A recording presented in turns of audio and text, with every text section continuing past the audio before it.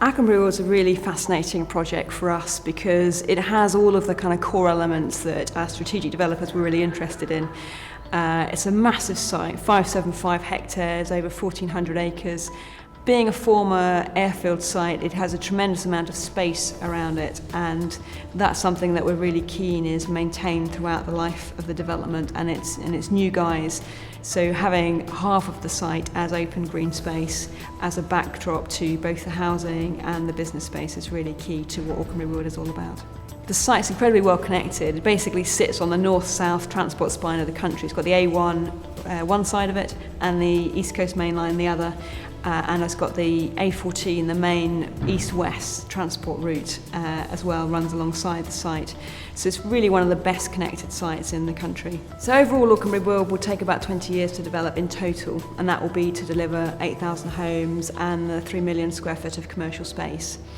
But we're breaking that down into phases as well. A lot of the work so far has been early investment and early preparation on the infrastructure going in to get ready for that development. So far, probably about 25 million has been invested in 2 new entrances and in some of the water and power and digital connections going into the site, and also in building our incubator building as well, which has been an important flagship for us to set the tone for the quality design and landscape and to get businesses up here. There's an awful lot of work going on at the moment that's on demolition and infrastructure elements. So we've broken down such a big site into 70 acres of enterprise zone. And the first phase of work was around pulling down some of the buildings that were unused, many of them not in particularly good condition. So we've so far pulled down about 30 or so of those. And we're just removing the hard standing, of which there is hundreds of thousands of tons of concrete for all of the hard standing and roads that were here, often put down in a hurry during different heights of the Cold War and things like that.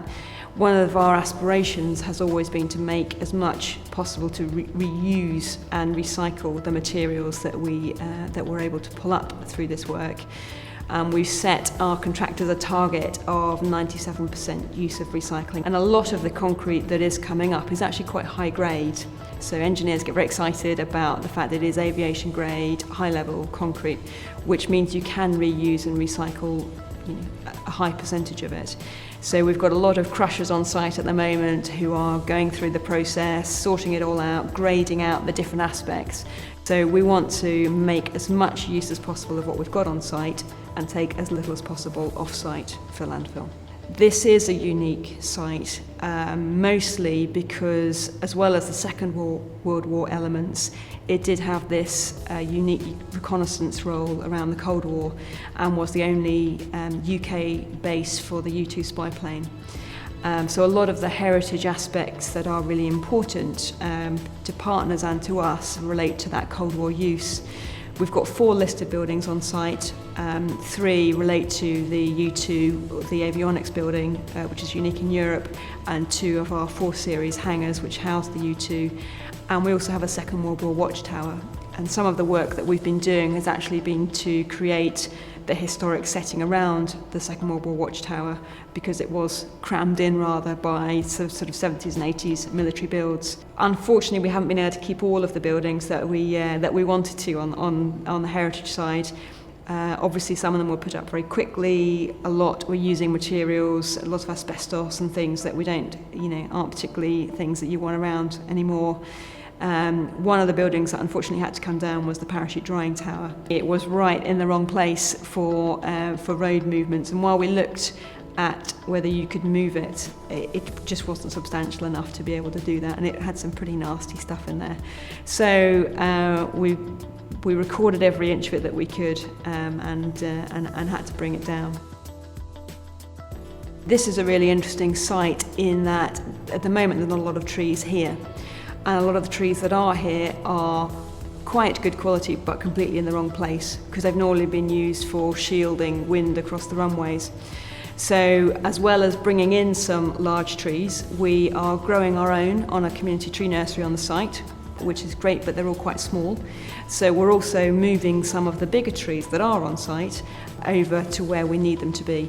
and to form part of a proper landscaping strategy. That's been quite fun because they are big trees, and it's involved us bringing in one of the biggest pieces of kit in Europe that can actually move, translocate as they call these trees, from where they are into their new home whilst maintaining the root balls so that they maintain the healthy tree. So we have had some bizarre scenes of trees being lifted and moved across the site, marching across to their new homes, which has been enormous fun to see, but also incredible that you have these machines, the biggest in Europe, being brought into the country just to help us with that.